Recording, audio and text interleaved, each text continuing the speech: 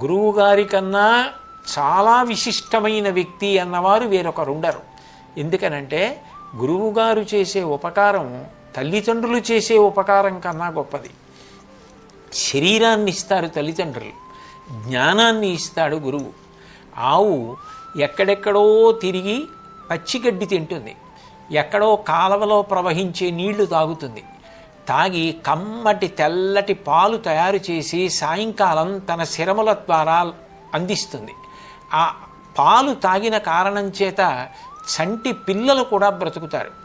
అట్లా ఆవు గడ్డి తిని ఎవ్వరికీ అక్కర్లేని నీళ్లు తాగి పాలగా మార్చి ఇచ్చి లోకాన్ని రక్షించినట్టే తాను కష్టపడి ఎన్నో విషయాలు చదువుకుని తెలుసుకొని జ్ఞాపకం పెట్టుకుని చెప్పమని అడగగానే ఉదారంగా పరమ ప్రేమతో చెప్పేటటువంటి గురువుగారి కన్నా గొప్ప వ్యక్తి లోకంలో ఇంకొకడు ఉండడు. ఎవరైనా సంపాదించిన డబ్బు ఆస్తి వాళ్ళ పిల్లలకి ఎడతాయి. గురువుగారు కష్టపడి సంపాదించిన జ్ఞానం ఆయన యొక్క శిష్యులకు వెళ్ళిపోతుంది. అంటే